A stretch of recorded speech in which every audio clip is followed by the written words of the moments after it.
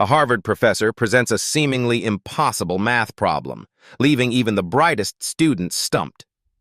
A quiet 5-year-old, unfazed by the challenge, raises his hand and unveils a unique solution that leaves the entire classroom in awe.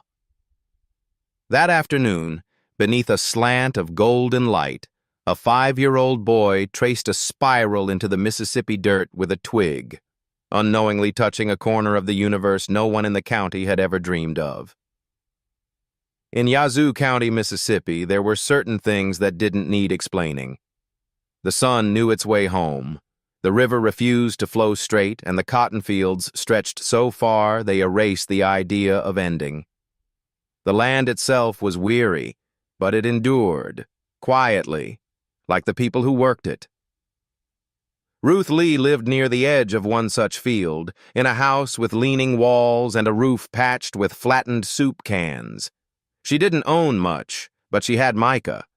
And Micah, at 5 years old, hadn't spoken a single word. He wasn't mute. Ruth had asked the doctors in Jackson, waited in their linoleum waiting rooms, held Micah's hand as strangers peered into his eyes like trying to find a map.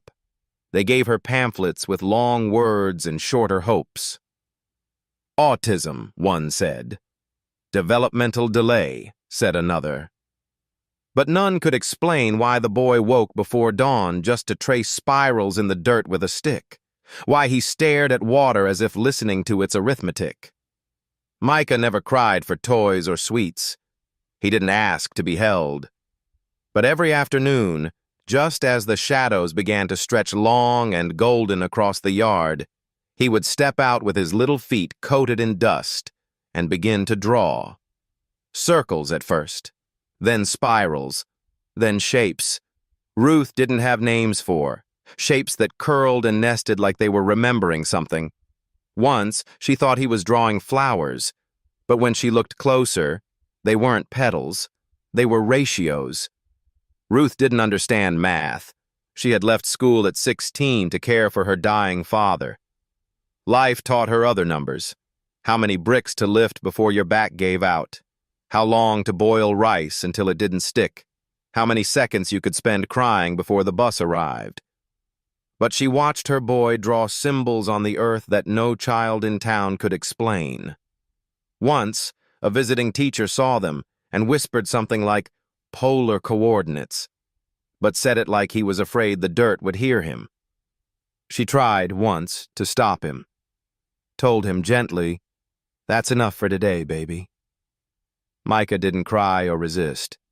He just stopped, looked at the unfinished spiral, and walked inside.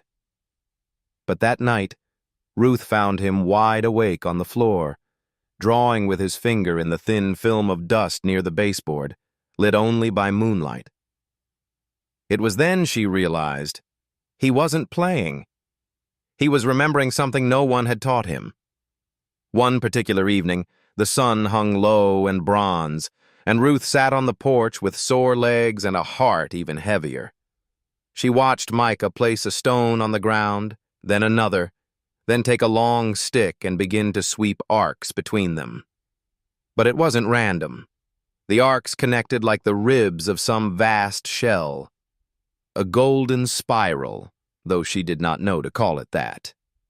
Micah measured the shadow of her body with it, inch by inch, pausing every time a cloud passed and changed the angle of the light. "What are you doing?" she asked, not expecting an answer. But Micah looked up, really looked, and then pointed to her shadow, then to the sky, then to the curve, and Ruth, without understanding why, suddenly felt like a visitor inside her own yard, as if her boy was mapping something larger than either of them. A cartographer of silence. Word spread. In small towns, stories walk faster than truth. Some said the Lee boy was touched. Others thought he was broken. One older man whispered he might be the reincarnation of someone who had left something unfinished. A neighbor stopped by and asked if she'd consider taking Micah to a clinic in Boston. "There's a university there. They study this kind of thing," he said. Ruth nodded politely but knew the road from Yazoo to Boston was not paved for people like them. But she watched him, and she waited. Then one day she found him crouched over a patch of earth with numbers carved into it, dozens of them, looping into one another, curling toward a center. It looked like chaos, but something in it held order. Beneath the figures he had drawn what looked like a sun, except it spiraled backward. As Ruth approached, Micah stepped back and pointed. At the center, nestled among the symbols, were the only two English letters he had ever written: pi. That night, Ruth sat alone at the kitchen table, cradling her tea, not drinking it.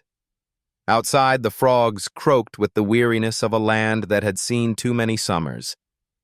She turned on the lamp and pulled out an old library book she had once borrowed but never returned. It was about astronomy, full of constellations and distant math she never meant to understand. But now, it didn't feel far. Now, it felt like her boy might be speaking that language, with dirt and shadow as his alphabet. The next morning, she took him by the hand and walked to the elementary school. The principal looked skeptical. "He doesn't talk?" Ruth nodded. "Does he read?" "He sees." The man blinked. "Pardon?" She looked down at Micah's small hand in hers. "He sees things before they happen. On the ground. In light. I just need him to be in a room with a blackboard." The principal hesitated, then gave them 1 week of observation. Micah sat in the back of the classroom, never raised a hand, never opened a book. But on the third day, the substitute math teacher wrote a question on the board. A joke, he said, a problem even Harvard students couldn't solve. Just a swirl of symbols and loops and Greek letters. The class laughed. But Micah stood, picked up a piece of chalk, and without looking at the teacher, he rewrote the question, not in words but in the shape of a spiral. And beneath it, he drew a solution that would leave the teacher speechless for days. It was caught on camera by a classmate. Uploaded. Forgotten. Until 3 days later, when someone at the Clay Mathematics Institute saw it and didn't laugh. "This child," the voice message said, "this child is doing things we haven't published yet." They traced the school. They called. But Ruth didn't answer the phone. She was out in the yard, hanging laundry, watching Micah draw another curve in the dust. This time it curved outward, like a path leading somewhere. The sun was setting when he finished. He stood up, wiped his hands, and turned to her. And for the first time in 5 years, Micah spoke. His voice was soft, almost unsure, like a song just learning its melody. "I think I need a bigger board." Ruth dropped the clothespin in her hand. The chickens stopped pecking. Even the wind paused. And just like that, Yazoo County changed. Not by storm or by vote or by fire, but by the sound of a boy's first sentence, and the shape of a spiral in the dirt, pointing not inward, but out to a place neither of them had yet seen, but somehow knew they were meant to find. Boston was not built for silence. Its streets hummed with delivery vans and sirens, with overheard arguments and subway breaks. But in the maintenance closet behind Emerson Hall at Harvard, silence settled like dust. That's where Ruth worked now, cleaning classrooms and hallways after the scholars had gone home. At night, when the ivy curled in shadow and the glass walkways turned black with reflection, Micah would slip in behind her, quiet as breath, and find an empty seat in the last row of a lecture hall. No one noticed him at first. He was small, and the buildings were large. He wore the same second-hand sweater and clutched a notebook filled not with drawings of houses or family, but of waves and spirals and strange curved paths that looked like the edges of seashells. He would sit for hours, staring not at the professor, but at the space between the equations, where symbols floated like constellations waiting to be named. Sometimes Micah fell asleep in the back row. Ruth would find him there, curled like a question mark in a lecture chair. But even in sleep, his fingers twitched gently, like he was still drawing on the insides of his dreams. When she carried him home, he would murmur in half-formed phrases. Once he said, "The function's breathing. It's folding in." Another time, "The boundary isn't closed, it's recursive." She wrote them down, not knowing what they meant, only that they mattered. Micah began to see math not as numbers, but as movement. Like weather across a field or light falling on a river. At night, he'd sit at the kitchen table and close his eyes, and behind his eyelids he would see shapes begin to glow. Fourier series arced like neon ribbons. Maxwell's equations unraveled like yarn. He didn't know their names, but they danced for him, each piece clicking into place like stars in an orrery. One evening he opened his eyes and whispered, "There's a gap in the slope. It's not smooth. See? It jumps." Ruth leaned closer. On the paper was a sketch, a hill-like curve with one jagged edge. She saw a squiggle, but Micah saw a Sobolev inequality broken open by intuition. "It folds like a map," he said, "like elevation lines." Ruth didn't understand what he meant, but she began keeping every page he filled. She tucked them into folders, labeled only with dates. January 3rd, March 9th, April 21st. She called them dream pages. Not because he wrote them in his sleep, but because reading them felt like stepping into someone else's vision of the world. Word of the boy had started to spread. One night, a graduate student named Daniel left behind his thermos in a lecture room and returned quietly to find it.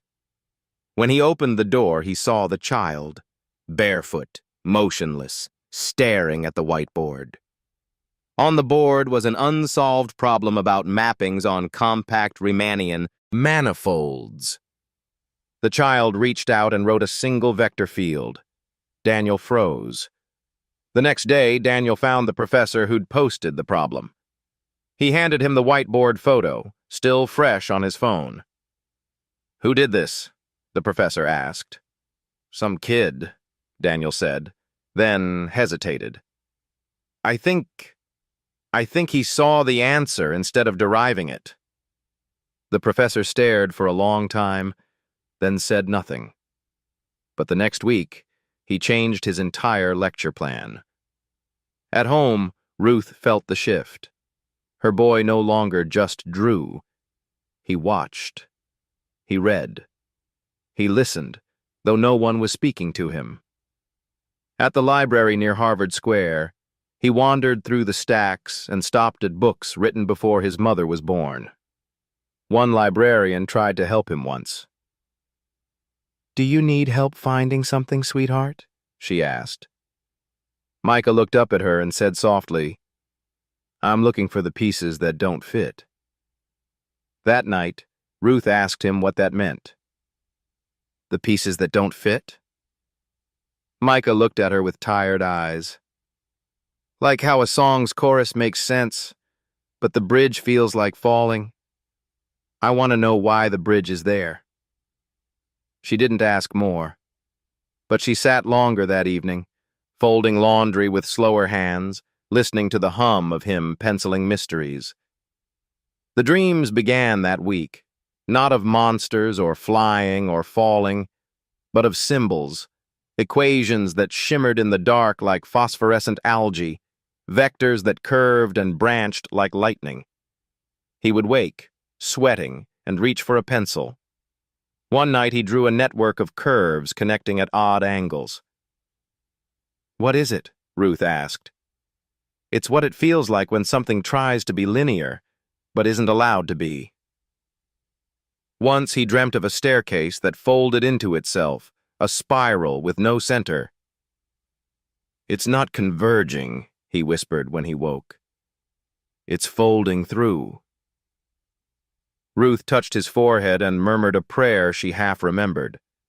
Not for healing, but for holding, for witnessing, for surviving the brightness of his mind. By spring, Micah had mapped out what he called the tilted forest, a series of equations that seemed to mirror natural branching patterns in unpredictable terrain. One postdoc at Harvard saw a photo of it and quietly forwarded it to a friend at the Clay Institute. "This isn't doodling," he wrote. "This is structure, hidden structure." The reply came 2 minutes later. "Who drew this?" The nights grew shorter. The air held a nervous hum, and in the quiet corners of chalk-dusted lecture halls, janitors began to pause a little longer when they saw the boy sketching alone. They didn't understand, but they recognized something ancient in the way he stared at problems, as if every question had been born in the soil of Yazoo County, and he was just listening for its shape. On his 7th night at Harvard, Micah stopped drawing. He just sat, hands folded, staring at a blank board. When Ruth asked why, he whispered, "Because now I can see it even with my eyes closed." And then, in the voice of someone older than his years, he added, "I don't think the problem is unsolvable. I think people stopped looking at it long enough." They said the problem was impossible, a trick, a curiosity left unsolved for decades, not because it was too complex, but because it was too strange. On a Monday morning in early spring, Professor Robert Klein wrote it on the board in thick white chalk. F double prime of x equals minus f of x. No context, no apology, just a riddle disguised as an equation. Most of the graduate students squinted. Some tried to look interested. Others took photos, already preparing to forget it. "Don't worry," Klein said dryly. "It's just for fun. No one's ever solved it, not even me." The room laughed politely. He turned his back and began rearranging his notes. And that was when Micah, hidden behind the last row of desks, quietly stood. He had slipped in that morning behind a janitor's cart, unnoticed in the shuffle of coats and coffee. He wore a faded shirt too big for him and clutched a small whiteboard, no larger than a notebook. The light from the windows painted faint arcs on the tiled floor as he stepped forward. Students turned one by one, confusion bending into disbelief. Micah said nothing. He stood in front of the board, too short to reach the top, and started writing from the bottom corner. Not equations, diagrams, flow lines, harmonic fields. A mapping, a visual language for what f of x might mean if f were allowed to live outside the rules. Robert Klein turned. His hand stopped mid-air. He stepped forward once, then again. The classroom had fallen into the kind of silence that makes breath feel loud. Micah was drawing a spiral, but not just a spiral. A recursive mapping that used harmonic projection, a technique Klein had only seen in obscure Russian manuscripts. The whiteboard Micah carried held layered transformations, F, then F composed with itself, then curvature constraints. One student pulled out their phone and hit record. Another began scribbling notes without knowing why. A third simply whispered, "He's not solving it. He's showing us what it's asking." Klein stood still, his heart pounding with something between fear and wonder. Because what Micah was sketching wasn't just plausible, it was beautiful. By the time the boy finished, the entire board was filled with swirling structures, notes in the corners, and arrows that didn't point to answers, but to possibilities. Micah stepped back. He placed the chalk down gently and turned away, not even waiting for approval. He didn't need it. Robert Klein finally spoke, voice hoarse. "Where is this child from?" No one answered. A student near the back said, "He comes with the janitor, I think." Another added, "He's been here before, but only late at night." Klein looked down at the whiteboard, then up at the door Micah had walked through, as if something eternal had just passed by before he could ask its name. The video went online that evening. A thread titled, "Who is the Boy at Harvard?" began trending within hours. The clip showed a silent child reshaping the logic of a problem most had dismissed as too odd to bother with.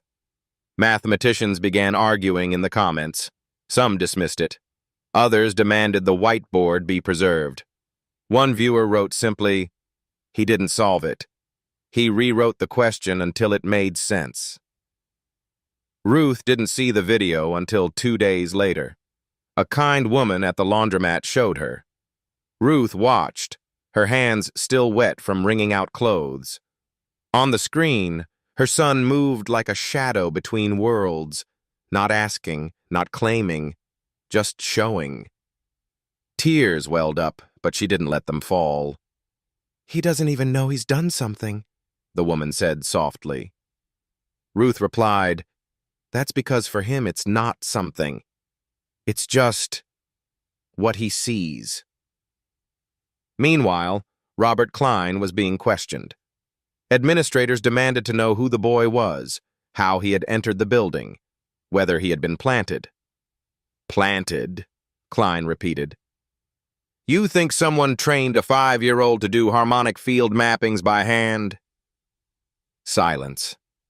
Then someone suggested the boy had been coached, that perhaps his mother, a cleaner, was feeding him solutions. Klein's voice rose. "He wasn't coached. He isn't solving our problems. He's moving around them. Like a bird doesn't walk a maze, it flies over it." That evening, he wrote an open letter defending Micah's presence. He didn't call him a genius. He called him a lens. "The boy is not our student," he wrote. "We are his witnesses." But not everyone was satisfied. A senior fellow on the faculty wrote a rebuttal, citing academic integrity, procedural concerns, and the need for verification. No credentials, no background, no peer review. What if it's coincidence? Ruth was summoned for a formal meeting. She brought Micah with her. He sat on her lap, silent, watching a spider spin a web in the corner of the room. A panel of 6 asked questions. Micah answered none. "Who taught you these techniques? Where did you learn topology? Have you seen this equation before?" He said nothing. But then, in the quiet after the last question, he took a pen from the table and gently drew a diagram on a napkin. A curve. Then its inverse. Then the space between them, shaded like a bridge. One professor leaned forward, stunned. "That's a visual explanation of a bijective collapse." The napkin was taken and scanned, studied, shared. Micah never asked for credit. He fell asleep on Ruth's shoulder as the room buzzed around him. And outside, Harvard's red bricks held the fading sun, unaware that history had just passed through its halls barefoot and gone home before anyone thought to say thank you. The meeting room on the 3rd floor of Lowell House was designed to impress. Walnut-paneled walls, oil portraits of forgotten deans, and a chandelier that cast judgment more than light. But that morning, it held a stranger scene. A 5-year-old boy with dirt on his shoes and chalk dust on his cuffs, sitting beside his mother, who wore her best shirt, the one with a missing button hidden beneath a safety pin. Across from them sat the committee. 6 professors, 3 men and 3 women, all dressed in various shades of expectation. They had been summoned after the viral video made its rounds, not by curiosity, but by pressure. Harvard could not ignore what had happened, nor could it accept it too easily. They called it a review. Ruth called it what it was: a trial. Professor Whitmore cleared his throat first. "Thank you for coming, Ms. Lee. We understand your son has shown unusual capabilities." Ruth nodded. She didn't trust her voice yet. Beside her, Micah was staring at the light fixture, tracing its spiral with his eyes. Professor Nadim added, "Before we proceed, we'd like to understand your background, where your son may have learned these concepts." Ruth looked at them, slow and steady. "He hasn't learned them," she said. "He sees them, like you see rain patterns on a window. I don't know where it comes from." Someone scribbled something on a notepad. Another leaned back, crossing her arms. "You must understand," said a third. "Harvard has standards. Exceptional cases require exceptional scrutiny." Micah, still quiet, pulled a pen from Ruth's bag and began drawing in her notebook. He didn't interrupt. He never did. But within moments, the page began to fill with diagrams, nested curves, notations in the margins, a mirrored mapping of the spiral form above their heads. One of the professors, Dr. Lin, leaned forward slowly. "That's the chandelier," she whispered. "He's drawing the Fourier transform of its geometry." The room stilled. Micah kept drawing. Ruth said softly, "He doesn't know how to explain it in words, so he shows it." Another professor spoke up, one who hadn't said anything until now. "And how do we verify that he understands what he's doing?" Ruth met his eyes. "How do you verify instinct or vision?" For a long while, no one spoke. Then Dr. Lin reached into her folder and pulled out a sealed envelope. 2 years ago, a postdoc submitted a proposal for a new method of visualizing multivalued functions. It was rejected. Too theoretical. This, she gestured to Micah's drawing, is the same model, but it's been refined by a child. A ripple of discomfort passed through the room. The youngest professor, perhaps no older than 30, said what the others wouldn't. "If we accept this, we also have to admit our system missed him, that it's capable of missing genius completely." Ruth looked at them, not unkindly, but without apology. "It's not your fault," she said. "It's just that you weren't looking down." After the meeting ended, Ruth and Micah waited in the hallway. Not because they had been asked to, but because neither was quite ready to step back into the bright world outside. Ruth rubbed her hands slowly, palms against her jeans. Micah leaned against the window, watching the way the light bent through the glass and pooled on the marble floor like spilled milk. Down the hall, 2 professors stood murmuring in low voices. Ruth heard fragments. Optics, protocol, impossible to verify. It was not anger that filled her, but weariness. She had heard those tones before, in other cities, other waiting rooms. The vocabulary was different, but the skepticism always sounded the same. Micah suddenly turned from the window and pulled a piece of paper from his pocket. It had been folded many times, softened at the creases. Ruth recognized it immediately. It was the same sketch he had drawn 2 nights ago, a pattern of interlocking loops with no central origin, like flower petals repeating inwards. He handed it to one of the younger professors walking by. "Would you show this to Professor Lin?" he asked softly. It was one of the few full sentences he had spoken that week. The professor took it, surprised, and nodded. "Of course." Ruth didn't say a word. She only placed her hand on Micah's shoulder, steady and warm. Back in the committee room, Dr. Lin studied the page in silence. She had seen similar patterns in the marginalia of an old manuscript once, an unpublished attempt to map irrational rotations geometrically. But this was more precise. She looked up slowly and said, "This boy doesn't just see patterns. He sees language where we see noise." Later that evening, Dr. Lin walked the long hallway down to the library archives, where she retrieved a locked file containing a shelved research proposal on Fourier morphologies. She compared it side by side with Micah's drawing. The similarities were not coincidence. They were clarity rediscovered. At home, Ruth folded laundry while Micah sat in the doorway, sketching the pattern of wind blowing through a tree outside. "Do you want to go back there tomorrow?" she asked. He didn't answer immediately. "They think I'm strange," he said finally. Ruth stopped folding. "They don't know how to look yet." Micah put down his pencil. "I don't think they're bad," he said. "But they ask questions like doors. I think in windows." Ruth smiled, though her eyes stung a little.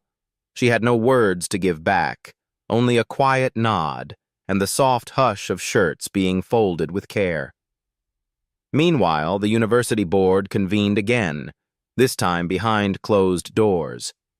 There were questions of liability, of media pressure, of how to address the growing attention. News outlets had already begun calling. Rumors spread. Some said the boy was being coached. Others whispered about tests, about exposing a hoax. But amidst the noise, a few voices rose in defense. Dr. Lin, the postdoc whose thesis had been dismissed, and one elder professor who remembered a girl 50 years ago who also saw things differently, before her funding was quietly pulled. "We owe him more than our suspicion," she said. "We owe him the humility to ask better questions." By week's end, Ruth received a formal letter, not of rejection or acceptance, but of possibility. An invitation, not a verdict. The university proposed a mentorship program, not enrollment, but observation. A way to let Micah exist in their world without forcing him to fit into it. Ruth read it twice, then again, and placed it on the kitchen table beside her sewing kit. She didn't answer right away. That night, as Micah slept with his drawings tucked under his pillow, Ruth sat at the table in the flickering light, quietly adding a button to her best shirt, the one with the safety pin. No one saw her smile. But it was there, small and certain, like something gently beginning. The next morning, Ruth found Micah already awake, sitting cross-legged on the floor, tracing the shadows of tree branches on the wooden boards with his fingers. "They move like numbers," he said, not looking up. Ruth crouched beside him and whispered, "Even numbers rest. It's okay to be still." He nodded, though his fingers kept moving. She packed a small bag, just in case. A snack, a sweater, his notebook. She wasn't sure if they'd return to Harvard that day or ever, but she believed in preparing for both silence and invitation. At the doorway, Micah looked back at the house. "Do you think it misses us when we're gone?" Ruth smiled. "Only the parts we love." When they walked down the gravel path toward town, Ruth took his hand, not because he needed it, but because it reminded them both that even brilliance is a thing that can be held. Behind them, the sky bloomed wide and soft, a new day, full of questions that didn't need answers right away. The box wasn't locked. It sat beneath the bed in Ruth's small apartment, covered in a layer of dust that only time can make sacred. She had moved it with her from Yazoo County, never opening it, never needing to. But that night, as the streetlights flickered like faint memories on the wall, Micah pulled it out with the quiet purpose of someone returning to an unfinished sentence. Inside the box were scraps of a man Ruth had once loved deeply and lost too soon, Micah's father, Elijah Lee. He had been a quiet soul, too. Not in the way Micah was, wrapped in the stillness of symbols and silence, but quiet like a field before a storm, contemplative, restless. He had worked the land with his bare hands, then stayed up late with books passed down from a cousin in Jackson, calculus texts, philosophy, and a journal that never left his side. Micah opened the notebook gently, the pages yellowed at the edges but still intact. His fingers moved over the handwriting as if retracing steps through fog. There were diagrams, false starts, question marks in the margins, and then a phrase underlined twice in blue ink. Continuum hypothesis. Do not trust Cantor's hierarchy. There's something missing between the cracks. Ruth, watching from the doorway, said nothing. She remembered how Elijah would sometimes speak of infinities, not as cold abstractions, but like cousins that didn't quite get along. He had tried once to explain it to her, back when they both thought Micah would grow up normal. Whatever that meant. There are sizes of forever, he'd said, holding her hand. But I think there's a space between the sizes, a kind of breath the rest of us missed. Micah read the line again. The continuum hypothesis. Something he'd heard whispered in the lecture halls, like a sacred wound mathematics had never healed. Cantor had believed there was no set size between the countable and the uncountable. Most believed him. Others had tried to prove otherwise, only to get lost in the thickets of logic. But Micah wasn't afraid. He stared at the note, then turned to the back of the journal. There, scribbled in an uneven hand, was a diagram unlike anything he had seen before, like nested spirals collapsing inward but never meeting. In the margin, a bridge between Aleph Null and the real line, or just a dream. Ruth came closer, her hand resting on Micah's shoulder. That was the last thing he wrote, she whispered, the night before the fever took him. Her voice didn't shake, but Micah felt the gravity in it, like something old and unfinished had reached for him through the years, and now finally found its grip. That night, Micah did not sleep. He placed the journal beside his mattress, staring at it like a map that only revealed itself at night. Somewhere in those pages was a question no one dared to touch, because it questioned the ground all mathematics stood on. And Micah, at 5 years old, decided he would answer it, not for glory, but because it was his father's unfinished thought, and no child should leave their father's sentence hanging. The following morning, Micah brought the journal to the kitchen table while Ruth prepared breakfast. The light was soft and golden, spilling in through the cracked blinds like silence that meant something. He traced the diagram again, then began copying it into his own notebook, not as mimicry, but as interpretation, translating his father's dream into his own language. He filled the gaps with questions, drawing small arrows between concepts, writing terms like cardinality drift and semi-order lattices, even though he had never heard those words spoken aloud. His hands moved as if remembering something his mind had not yet caught up to. Ruth placed a plate of eggs near him, untouched. Later that day, they returned to the campus. Not the great lecture halls this time, but the quieter corners, the math library, a tucked-away reading room in Widener.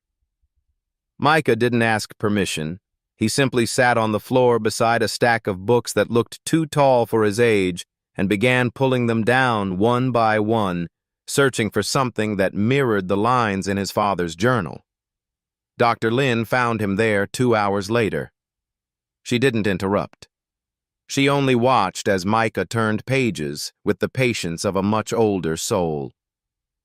When he finally looked up, he asked, "Do you know where to find models of set theory that break ZFC?" Her breath caught for a moment. Then she knelt beside him. "Why are you asking?" Micah pointed to his drawing. "I think my dad found a crack. Between the rules." Dr. Lynn took the journal, scanning the diagram. It wasn't a proof. Not yet. But it was a pathway. a topology of thought that edged where even Gödel had turned back. Her hands trembled slightly as she turned the page. For the next 3 weeks, Micah came to the reading room daily. He didn't speak much. He didn't need to. The librarians knew him now. They set aside books on large cardinals, forcing and alternative logics. One even brought him cocoa on a rainy afternoon.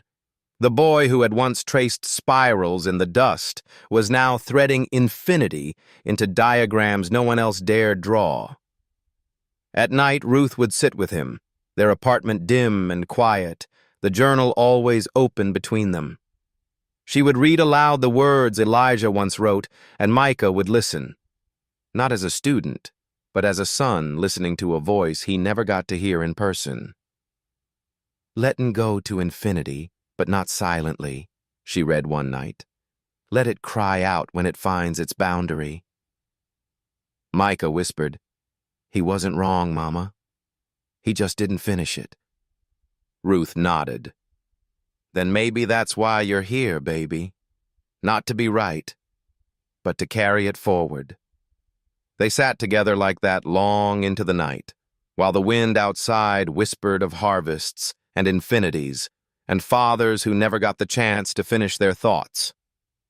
By the end of the month, a draft appeared, handwritten in neat rows, filled with symbolic steps and speculative bridges. It was not complete, but it was coherent. Micah titled it, not with arrogance, but with quiet tribute, toward a constructive shadow of the continuum. Below it, he wrote, "For my father, who dreamed in sets. For my mother, who believed without needing to understand." He didn't show it to the faculty, not yet. He slipped it into an envelope and sent it, quietly, to the Clay Mathematics Institute. No return address, no credentials, just the work. The envelope was delivered with dozens of others, but when a postdoctoral fellow opened it, she stopped breathing for a moment. Then she called the director.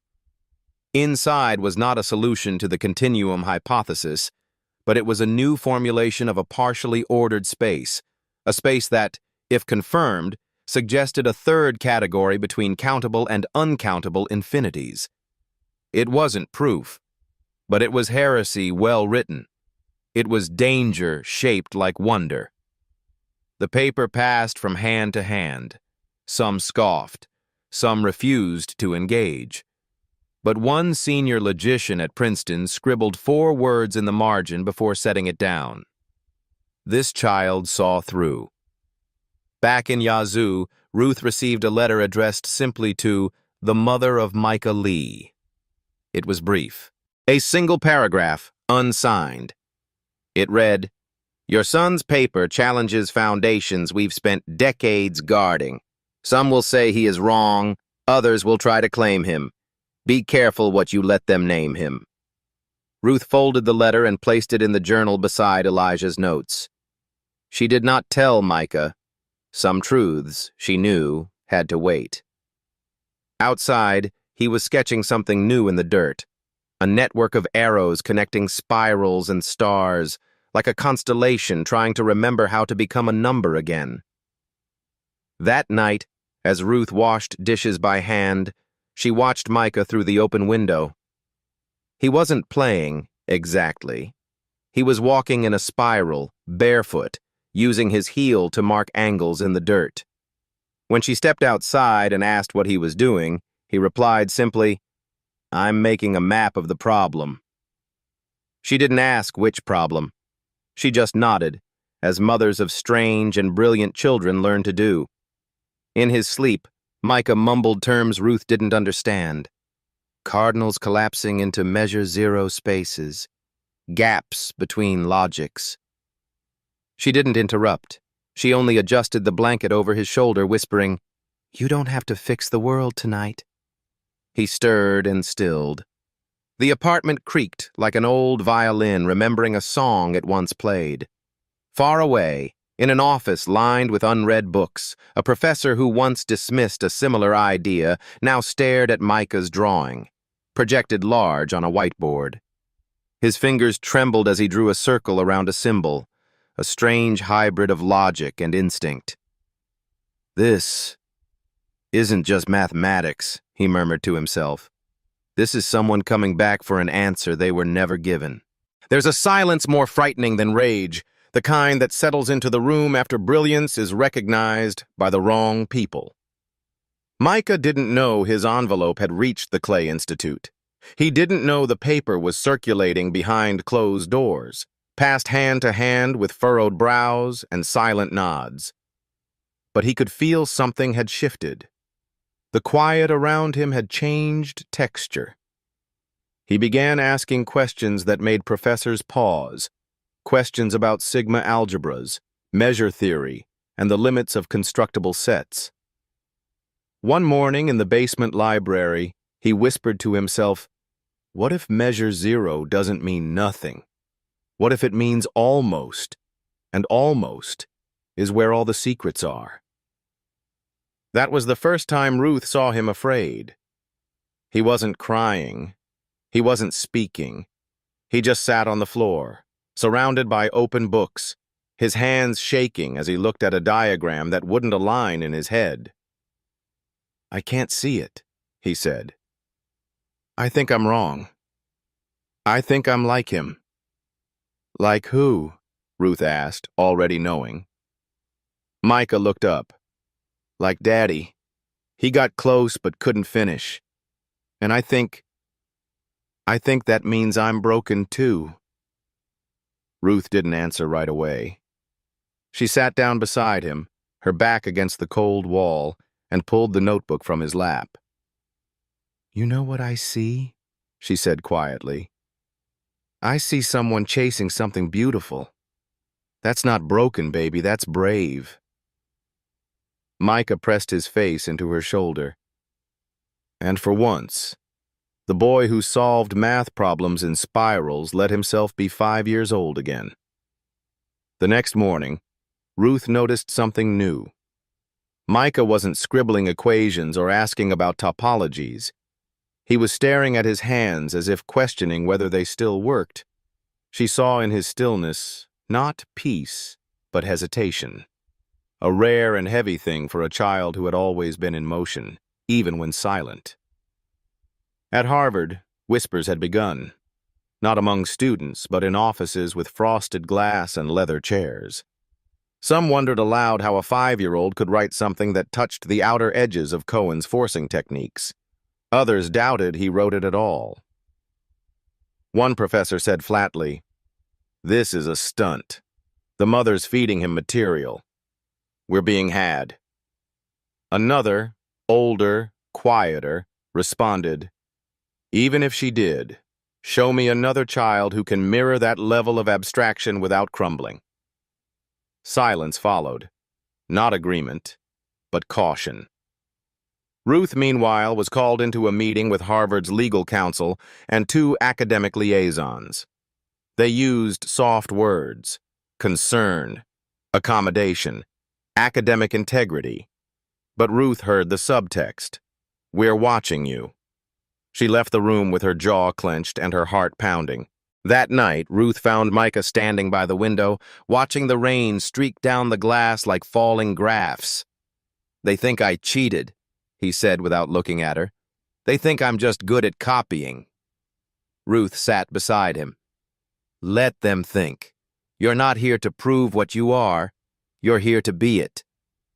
But doubt, once introduced, has a way of coiling around even the sharpest minds. Micah began to second-guess his own work. He'd stop mid-formula, erase what he wrote, and mumble, "No, that can't be right. I'm just a kid. I'm not supposed to be ahead of them." Ruth grew worried. Her son, once lit by curiosity, now flinched at praise. She tried taking him back to Yazoo for a weekend, hoping the red clay and cypress air would soften the pressure. But Micah brought his books. The shadows followed him home. On Sunday morning, while Ruth made cornbread, Micah sat outside drawing in the dirt with a stick. He wasn't writing equations. He was drawing spirals, slow, uncertain, then increasingly tight and tangled. Ruth watched from the porch. "What are you trying to find, baby?" He didn't look up. "The part where it breaks." She stepped down, knelt beside him, and brushed away a section of the spiral with her palm. "Then maybe it's not meant to be perfect. Maybe it's meant to be messy first, like us." Back in Boston, the Clay Institute issued a quiet invitation, not to Micah, but to a panel of experts, to assess the anonymous submission. Their internal memo described it as either an act of genius or a carefully constructed anomaly. Dr. Lin, who had defended Micah quietly in the margins, was excluded from the meeting. So was Ruth. The paper was discussed, debated, and eventually shelved for further consideration. When Ruth received no word after weeks, she knew what that meant. They weren't ready to admit a 5-year-old could tread where grown men failed, but they also couldn't ignore him. So they stalled, buried, delayed. Micah returned to Harvard, but only at night. He sat alone in the empty lecture halls, drawing on chalkboards long after janitors had finished their shifts. Once, a security guard found him asleep beneath the podium, clutching a marker. He said nothing, just turned off the lights and let him sleep. One night, Ruth followed him. From the back of the auditorium, she watched her son lecture to the dark. "If you treat the set of all measurable subsets as a boundary instead of a foundation," he said softly, "then maybe infinity doesn't expand. It folds." Ruth's throat tightened. Not from pride, from the ache of watching her child chase ghosts in the dark, searching not for attention, but understanding. She stepped forward, hugged him from behind, and whispered, "Come home. You don't have to prove it tonight." The next day, Micah didn't go to the campus. He stayed home, curled on the couch with his father's notebook and a worn copy of a topology textbook. Ruth sat beside him, knitting in silence, the kind of presence that asked nothing but offered everything. Micah traced one of his father's diagrams with his finger. "He must have been scared too," he said. Ruth paused. He was. Not because he didn't understand, but because he did, and he had nowhere to take it. Micah nodded slowly. "Then maybe I'm just walking the same path." Ruth looked at him. "Or maybe you're not, because he didn't have someone walking it with him." That night, Ruth made a decision. She called Dr. Lin and asked for a favor. No more invitations, no more panels, no more exposure. "He's not ready," she said, "and they're not ready for him." Dr. Lin hesitated, then agreed. Sometimes protecting genius means hiding it until the world can bear to see it. But genius doesn't sleep. In the quiet of their small apartment, Micah kept building. Not proofs, not papers, just questions. He began to wonder whether logic could be curved, whether paradox was not error, but design. He drew what he called half maps, structures that led somewhere and then refused to finish. One early morning, Ruth awoke to find Micah sitting at the window, the sky just beginning to pink. He looked over his shoulder and said, "I think I found a number that exists between two infinities, but only when no one is looking." Ruth blinked, then smiled. "Then I hope you never look away." Later that week, Ruth returned to the reading room and quietly removed Micah's name from the library's sign-in logs. If they wanted a miracle, they would have to wait, because miracles, like children, do not bloom when forced.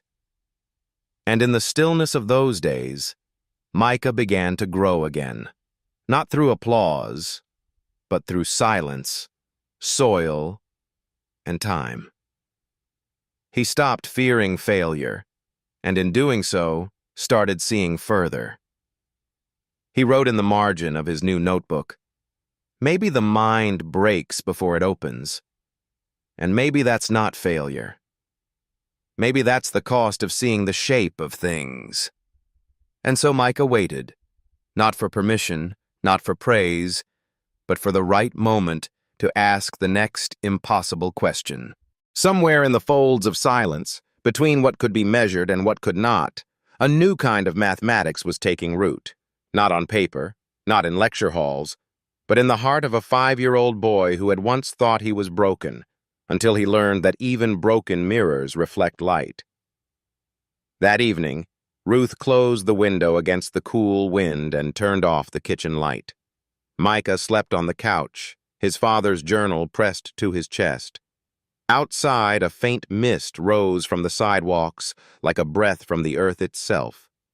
And in the quiet hum of the refrigerator and the ticking clock, she whispered, "Rest now, baby. The world will still be there tomorrow. And maybe, just maybe, the world would be a little softer by then." The chalkboards could wait. The conjectures could sleep. But the child, that fragile, brilliant child, deserved a night without fear.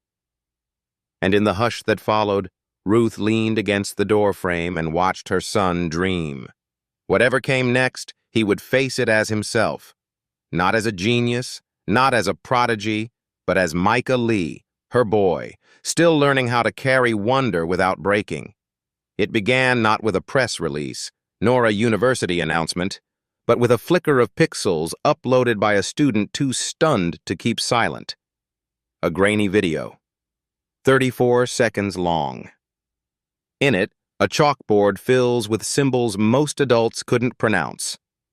A small boy stands beside it, barefoot, hoodie too big, face hidden by curls. His voice, clear and soft, explains a path through a differential equation like he's telling a bedtime story. At the 20-second mark, the camera catches the faces in the room. Slack-jawed students, a professor frozen mid-note, a single whispered, "What the hell?" It took only 3 hours for the video to reach 1 million views. The title was simple: "This 5-year-old solved the problem no one could." And just like that, the world stopped treating Micah Lee as invisible. By the next morning, The Atlantic had picked up the story. Their headline ran across the home page like a whisper that had turned into a reckoning. The 5-year-old who outsmarted Harvard. Within hours, news vans began circling Cambridge like vultures, smelling brilliance. Ruth kept the curtains drawn. Her phone rang non-stop. Journalists, foundations, companies. All wanted interviews. Some offered scholarships. Others offered money. But there were other calls, too. Harsher ones. A man claiming to be a tenured professor left a voicemail saying, "This is academic fraud. You're manipulating a child." Ruth deleted it, heart pounding, unsure whether to scream or cry. Micah didn't understand the frenzy. All he knew was that strangers were asking questions that didn't sound like math. Did you memorize it? Do you know what a derivative is? Who taught you? One woman crouched in front of him outside the Harvard gates and asked, "What's your IQ, sweetheart?" Micah tilted his head. "Is that like volume?" She laughed, not kindly, and Ruth pulled him away before he could ask what was funny. Inside the university, things were no better. Some professors rallied to support Micah, Dr. Lin chief among them. But others, cloaked in credentials, began a quiet campaign to discredit him. Anonymous forum posts appeared, accusing Ruth of exploiting her child for fame, claiming she had coached Micah, even alleging that the boy had been planted as a publicity stunt by the university. The administration, fearful of a scandal, launched a formal inquiry. Ruth was summoned to a private hearing. Micah was asked to stop attending lectures while the investigation was ongoing. That night, Ruth sat at the kitchen table staring at a typed letter. "Effective immediately. Your custodial position at Harvard is suspended pending review."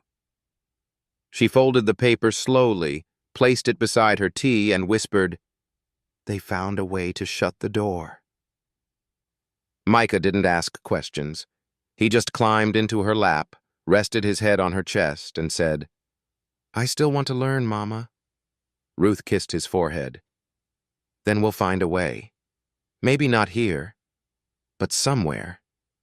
The days that followed felt like walking through water.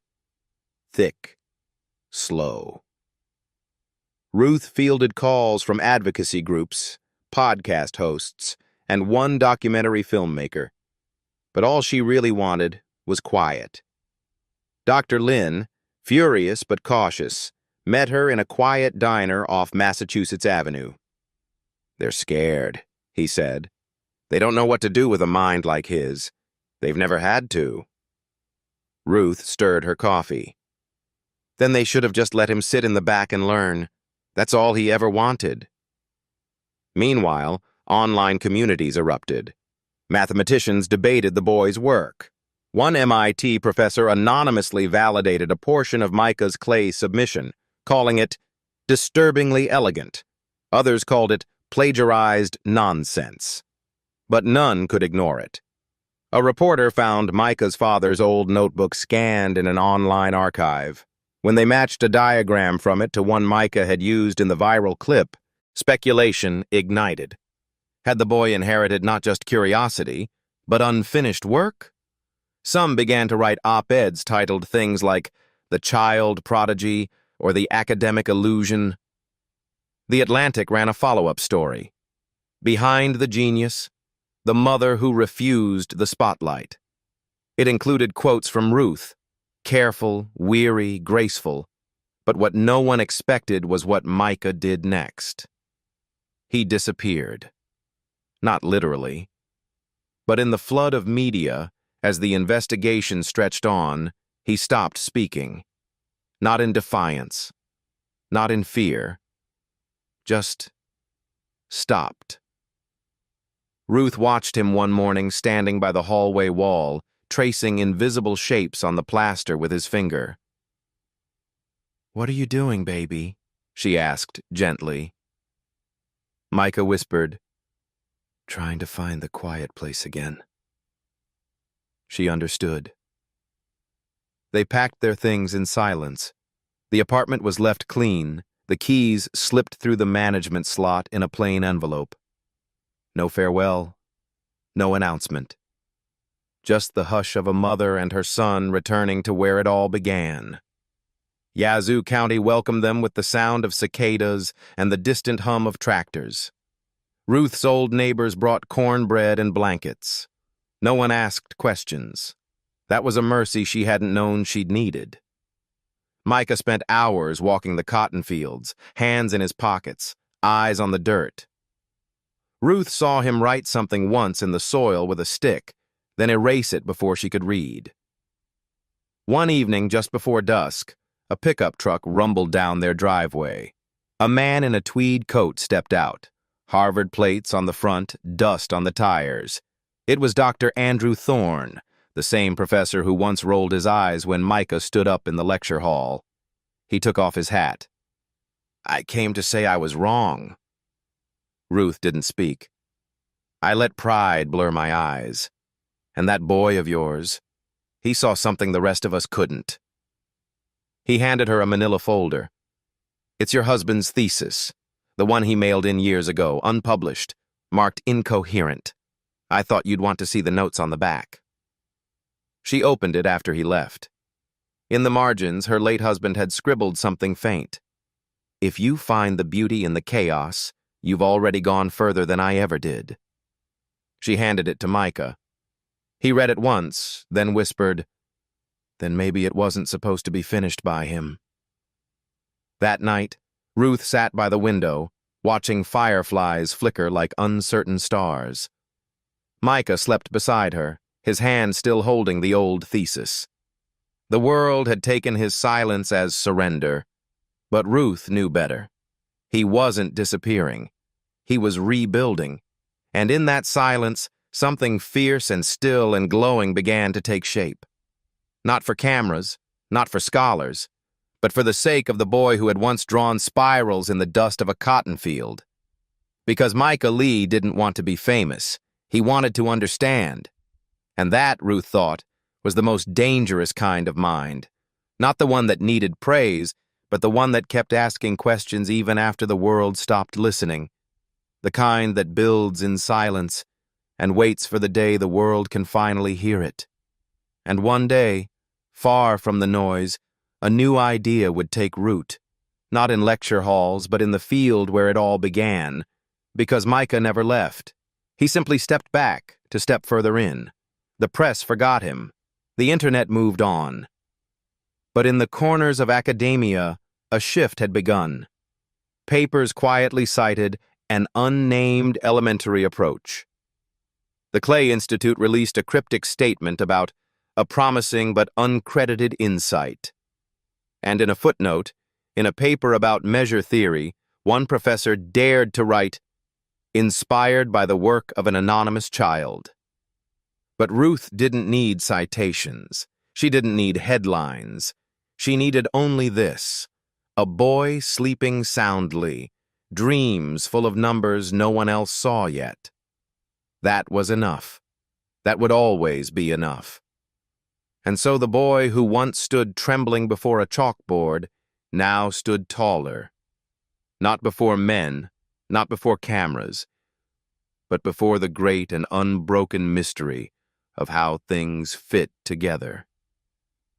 Still silent, still searching, but no longer afraid, because the world may forget his name. But the question he asked, the one no one else dared to, would echo through equations long after the noise died down, and in that echo, Micah Lee would remain. Not as a headline, not as a miracle, but as proof that wonder, once planted, never truly leaves the earth. And maybe, just maybe, a barefoot boy from Yazoo had reminded the world what learning was really for. They called it a leave of absence, but everyone knew what it meant. The night Micah stopped coming to Harvard, the math building felt colder. Students avoided room 212 like it had become haunted. The chalkboard where his proof once lived was erased twice, and yet it kept reappearing, scribbled faintly by some invisible hand, as if the symbols didn't want to be forgotten. No one saw Ruth pack their things. There was no press conference, no tearful goodbye, just the soft wheeze of a vacuum as she cleaned her last hallway and the single click of a door closing behind them. Micah didn't speak a word on the train ride home. Back in Yazoo County, the house was still there, a little more warped at the edges, like a tired man's smile, but it stood. The porch sagged, the floorboards creaked, but the soil hadn't forgotten him. Ruth lit a candle that first night and set it near the window. Not for faith, just for remembering. She unpacked the blankets, unfolded the silence. And Micah stood barefoot in the cotton field and looked at the sky like it owed him an answer. 3 weeks passed. Then one afternoon, a pickup truck arrived again. A man stepped out quietly. Dr. Lin. Ruth remembered him only vaguely. He had been sitting in the corner of that boardroom the day Harvard decided Micah's fate. He hadn't spoken, just watched, eyes locked on the chalkboard longer than the others. She hadn't known his name then. But now, here he was.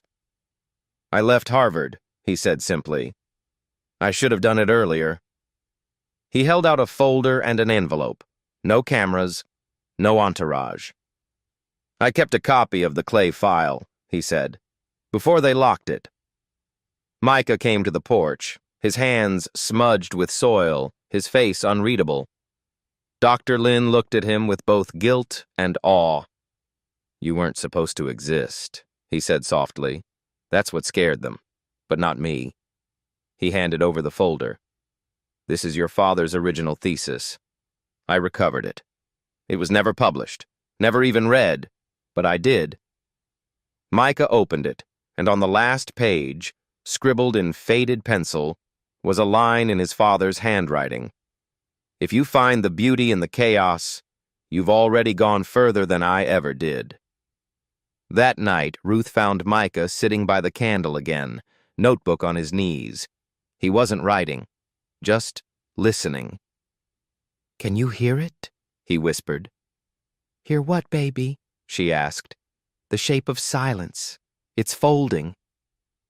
She didn't understand, but she nodded anyway, because what mattered was not that she understood.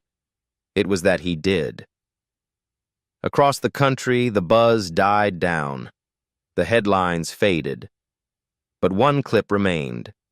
A boy beside a chalkboard, whispering something about harmonic maps while college students stared. It had become more than viral. It had become myth. But he wasn't a myth. He was a child, back in overalls, helping a neighbor fix a tractor fan, counting rotations not by minutes but by loops of symmetry. Then came a letter, folded into an envelope with a Harvard seal. No return address. Inside, a recommendation. Not for admission, for redress. It said, "We failed him." The child did not cheat. He revealed something we didn't want to see. "Please let us try again." Ruth read it once, then burned it in the fireplace, not out of anger, but out of knowing. They didn't deserve the second try he'd already given them. Micah's days returned to rhythm. Wake, walk, think. Dig a stick into the dirt and draw a parabola that curved like a question mark. Ruth began homeschooling him again, not with textbooks, but with tools. She brought home gears from the town dump, bolts from the hardware store, and together they built crude models, levers, pulleys, and fractals made from old bike wheels. One morning, she caught him drawing a Sierpinski triangle into the frost on the window. "You cold, baby?" He shook his head. "I just wanted to see what happens when ice makes logic." Then, one day, as the sun rose through a misty field, Dr. Lin returned. He brought no books this time, only a folded piece of paper. "I never told you," he said, "but when I saw his first equation, just 5 lines on the board, I took a photo." He opened the page. On it was Micah's crayon drawing. One phrase written in blue marker. "If infinity fits in a circle, maybe it can fit in a field, too." Dr. Lin smiled. "That's not a theorem. That's a beginning." That winter, the nights grew long and the house cold. But Ruth never complained. Micah slept under a quilt made from his father's old shirts. He whispered equations in his sleep. Sometimes she heard words like bounded variation or pathwise uniqueness, but most of the time it was just humming, low and soft, like a melody made of numbers. And then one morning, as frost still clung to the edges of the porch, Micah came running in, cheeks flushed.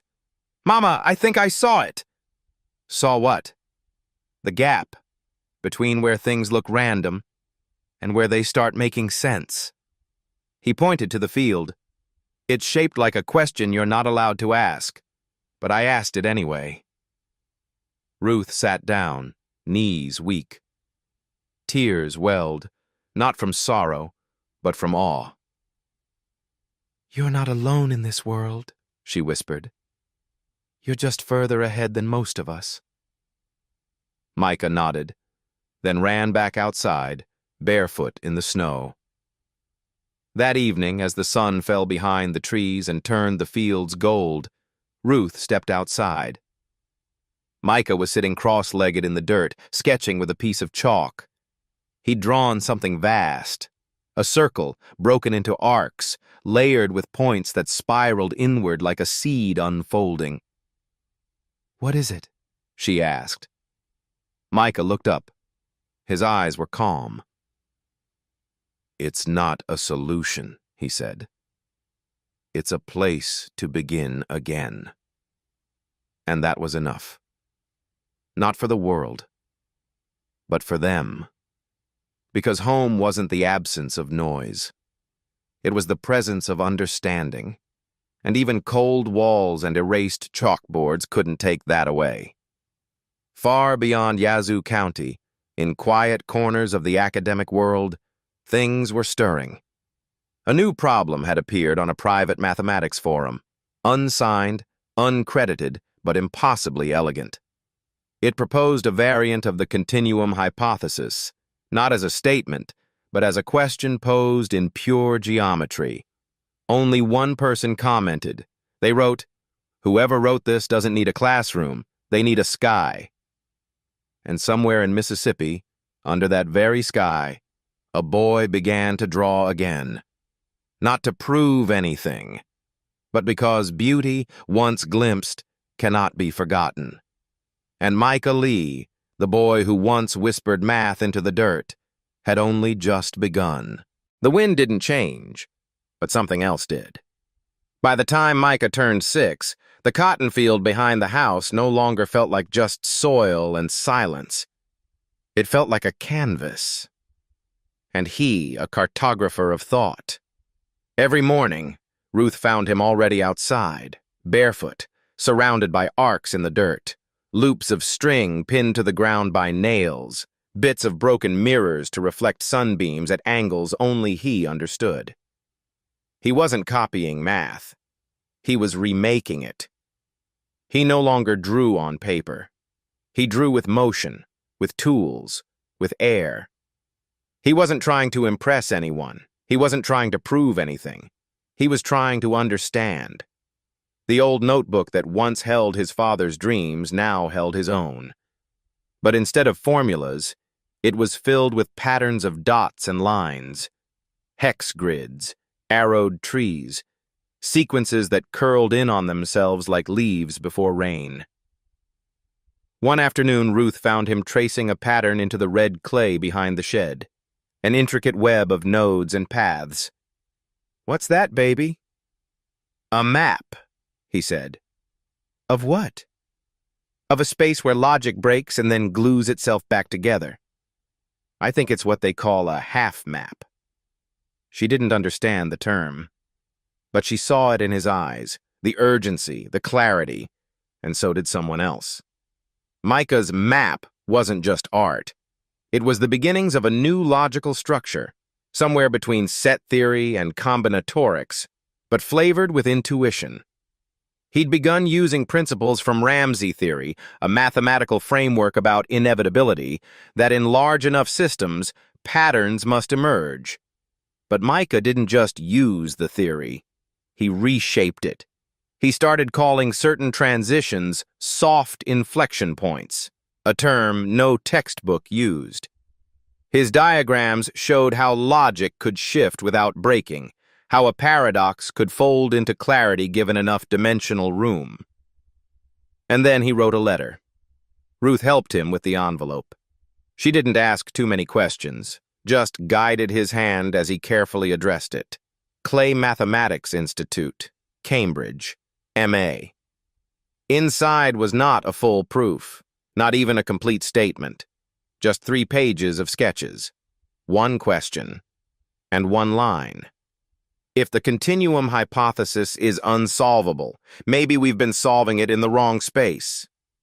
No signature, only the initials, M.L. A month passed, then 2. Nothing. Until one night around 10:45 p.m., a knock came at the door. It wasn't Dr. Lin. It wasn't anyone they knew. It was a woman in a gray coat with an accent Micah couldn't place. She introduced herself as Dr. Elena Kaspari from the Clay Institute. "I was sent personally," she said. "Not officially, but out of necessity."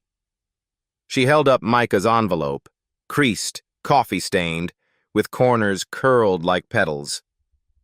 "This doesn't make sense, but it also doesn't make nonsense," she said, smiling faintly. "It caught our attention."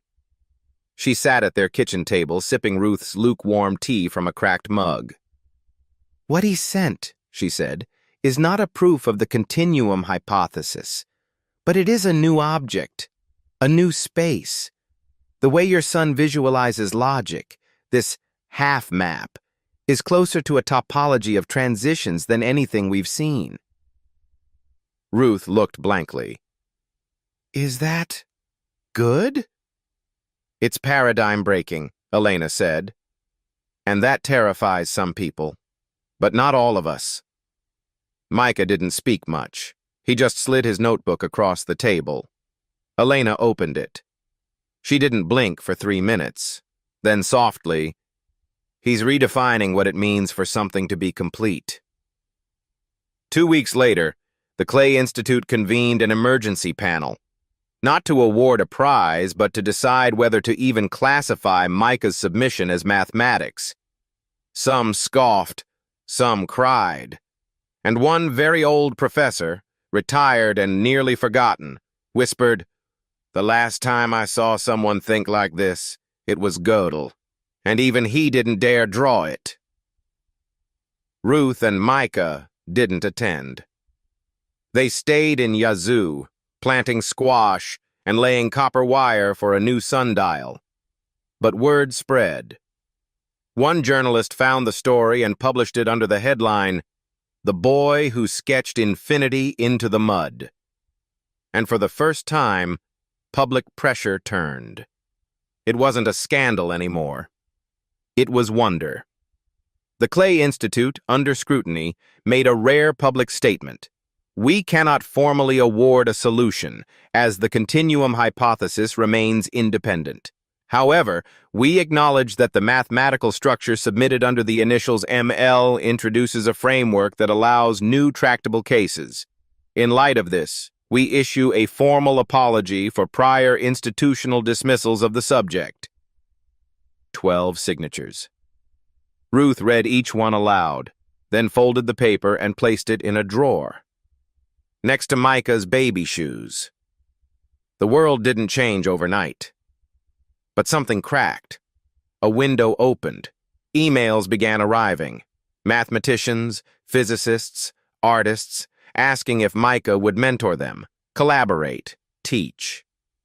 Ruth answered each one gently. Micah is 6. He's not here to save the world, just to understand it. One afternoon, a package arrived. No return address. Inside, a blank notebook with thick cream pages. On the first page, a single message. To the child who reminded us that logic can be wild. A friend in Vienna. Micah smiled. Now I know where to start, he said. Ruth watched as he drew the first line. Not a straight edge, not a curve. Something in between. A whisper of possibility. That night she found him sleeping next to the notebook, his hand still resting on the page. His breath was even, his heart steady. Outside, the wind stirred the cotton leaves, and somewhere far off, another child looked up and wondered if the stars might also be numbers, and perhaps one day they'd meet. The next morning, Ruth opened the front door and found Micah already in the field, barefoot, sunlight spilling over his shoulders. He had arranged pebbles in looping constellations and was running string between them, humming quietly. "What are you working on, baby?" "I'm folding dimensions," he said. She laughed softly. "Well, just don't trip over any of them." He paused and looked up. "Mama, do you think numbers feel lonely?" She tilted her head. "Why would they?" "Because some of them are always by themselves, like primes. But when you put them in a pattern, they don't have to be alone anymore." She felt her throat tighten.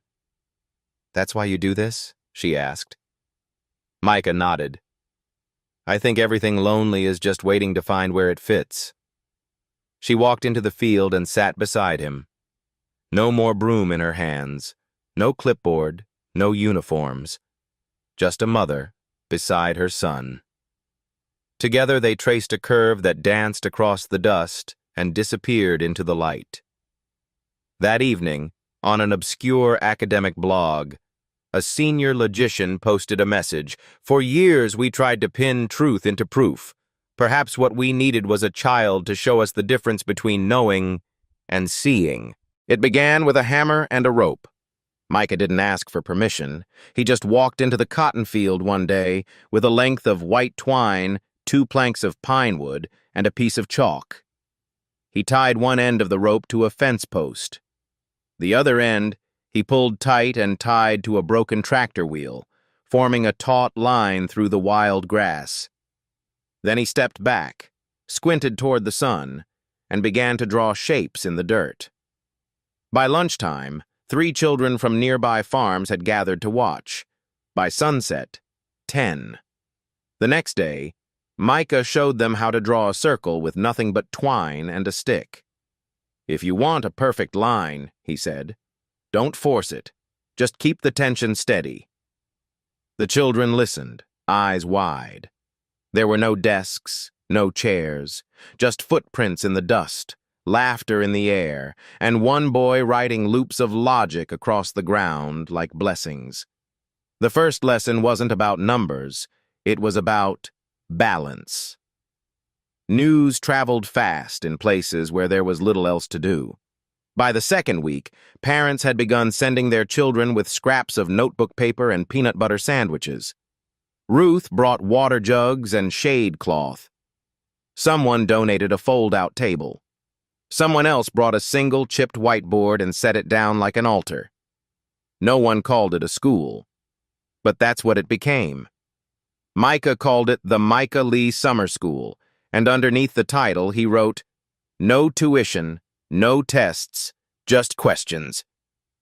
He taught them ratios using windmills, parabolas using rusted tractor arcs, topology with puddles, and modular arithmetic with sunflower petals.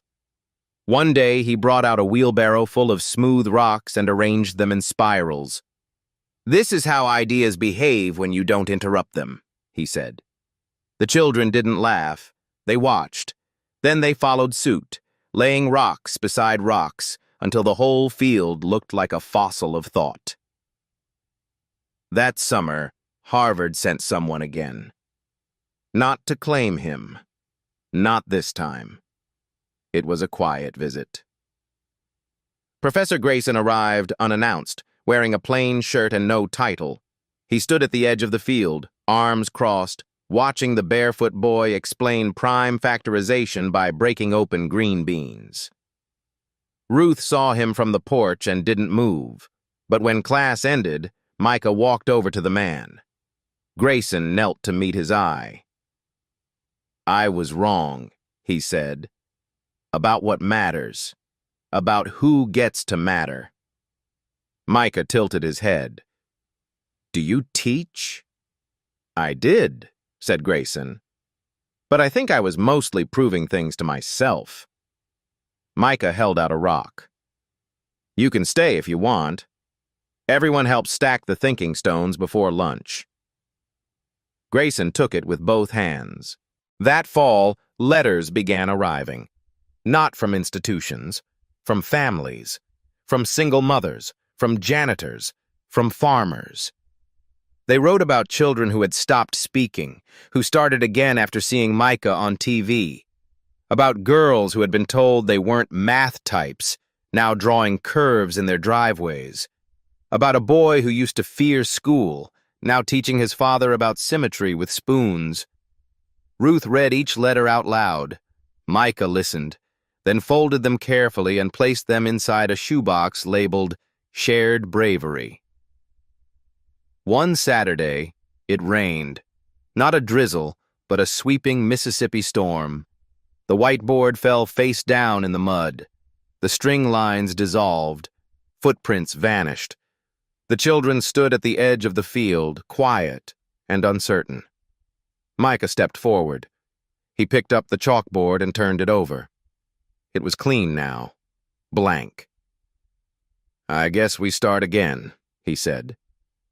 And he drew a single curve, one that looped, rose, and returned like a bird mid-glide. Below it, he wrote, "Not to become scientists, but to understand why the sun rises. The storm passed by after noon. The sky cleared, and the field was never empty again. Years later, no one remembered the exact day the school was officially recognized by the state. No one remembered the name of the foundation that built the first shelter, or the philanthropist who offered to fund it under the condition it become a real academy. But everyone remembered the whiteboard in the open air, and the boy who stood in front of it with bare feet and questions bigger than answers. They remembered how he spoke of beauty before utility, of silence before conclusion. And they remembered how, when asked what title he wanted on his plaque, he said, "Just Micah. That's enough." There was no graduation. There were no degrees. But students came and went, and each one left a drawing on the back wall. Some a number, some a poem, some just a thumbprint. When Micah turned 12, Ruth gave him a box wrapped in brown paper. Inside was his father's old journal, now restored, bound in soft leather. At the back she had added blank pages. "I thought maybe you'd want to finish it." Micah looked up at her, eyes bright. "I think he already did," he said. "Now it's my turn to begin." On the last page of the journal, he wrote only one sentence. "Infinity is not a number, but a direction you walk in barefoot, if you trust the ground." Some children never need a report card, because their eyes already carry the proof of what's burning inside. Micah didn't need a degree to understand the world. He only needed a piece of rope, a patch of soil, and a mother who believed that brilliance doesn't come from power, but from the quiet act of noticing. We don't tell this story to glorify a child prodigy. We tell it to remind each other that every child, if truly heard, can redraw the very space we live in. If today you feel small, left behind, or not smart enough, remember Micah, the 6-year-old boy standing in a cotton field, sketching the very ideas scholars once feared to touch. And maybe you, too, are standing on fertile ground, just waiting to draw your first circle. Thank you for staying with us through this story. If it made you pause for a moment, to think about unseen brilliance, quiet children, or the mothers who sweep through the night, then we know this video did its job. We'll see you in the next story. And don't forget, genius doesn't always shout. Sometimes it draws quietly in the dirt.